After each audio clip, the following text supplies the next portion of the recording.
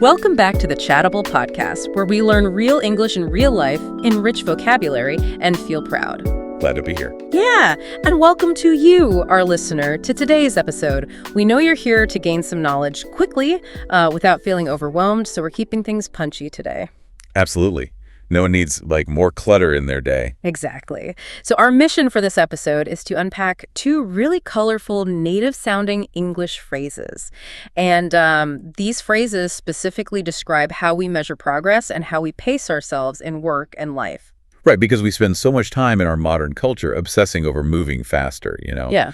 But knowing how to intentionally pace yourself is just as important. Oh, for sure. So let's jump right into the first one, which is all about velocity. The phrase is miles better. Miles better. Yeah, it's such a common one. It really is. It's basically a very common idiomatic way to describe something that is significantly or vastly improved. Right, but what's fascinating is why we say it, why miles? Yeah, why use a measurement of distance? Well, it uses miles as a figurative measurement of physical distance to illustrate a massive gap between two states of being. Oh, I see. Yeah, because human brains are wired to understand physical space. So to communicate a massive shift in, health or quality, we borrow a literal measurement of distance. That makes total sense.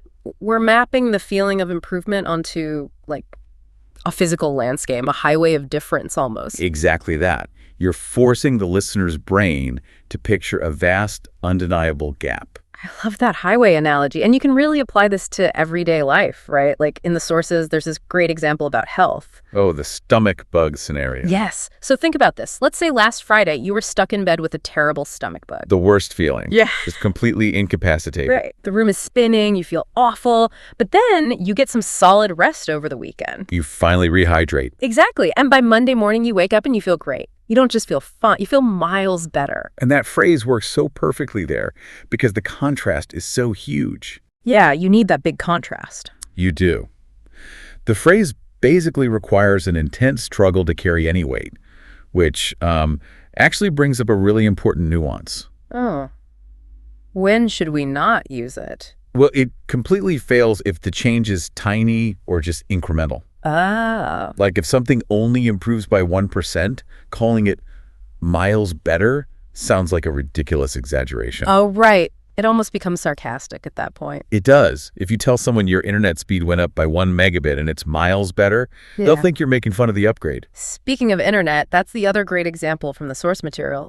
Imagine your Wi-Fi connection kept cutting out all last week. Pure friction. Every video call is freezing. Just exhausting. But then the technician comes, replaces that old router, and suddenly the connection is flawless. So much relief. Right. The connection is miles better. You've removed that massive hurdle. Absolutely. But there is one major context warning for the listener here. Okay, let's hear it. You really have to avoid using miles better in formal scientific reporting. Oh, yeah, I can see that. You wouldn't want a scientist writing that in a medical journal. Definitely not. Instead of writing, the results were miles better, the proper phrasing should be something like, the results showed a significant improvement. Okay, that's a great rule of thumb. Formal phrasing for the official report and miles better for celebrating at the coffee machine. Exactly. Okay, so we just talked about moving miles ahead, right? Experiencing this massive, fast leap in progress. Right. Maximum velocity. But what happens when you don't want to move fast? A total pivot. Yeah, what if, strategically, you actually want to put the brakes on your progress? And that leads us directly into our second phrase for this episode. Slow roll. Slow roll, exactly. So to define it, a slow roll is when you deliberately delay a process or you do something at a very relaxed, non-urgent pace.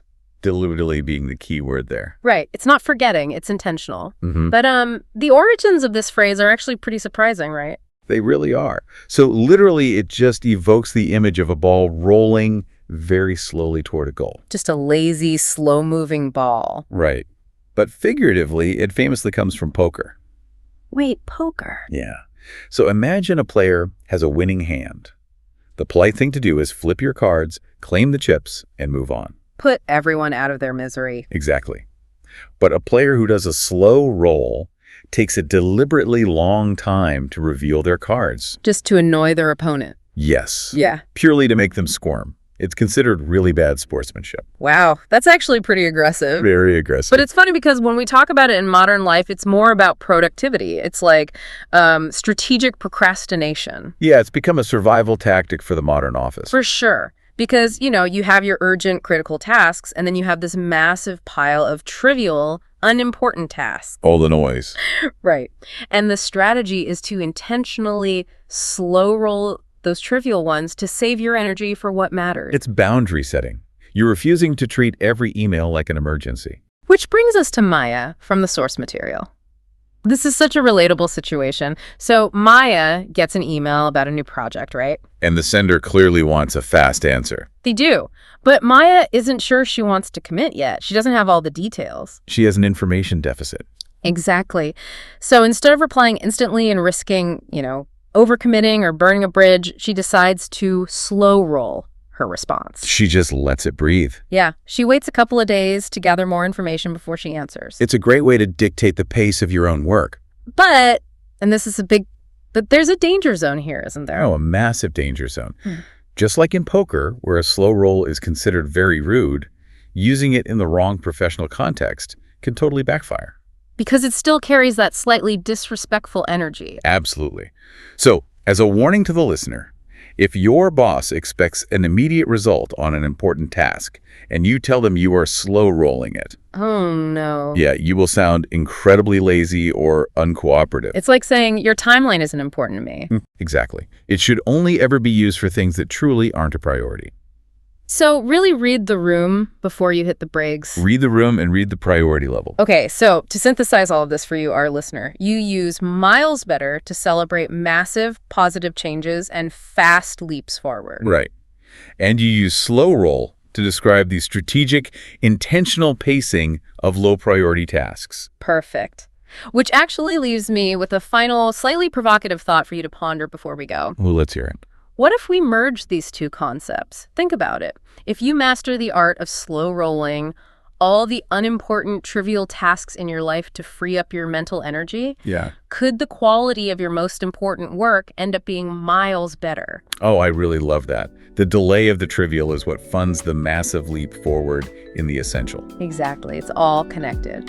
Well, thank you so much for joining us today. Remember to keep learning, keep finding those hidden strategies in the language, and of course, keep feeling proud of your English progress. See you next time. Catch you later.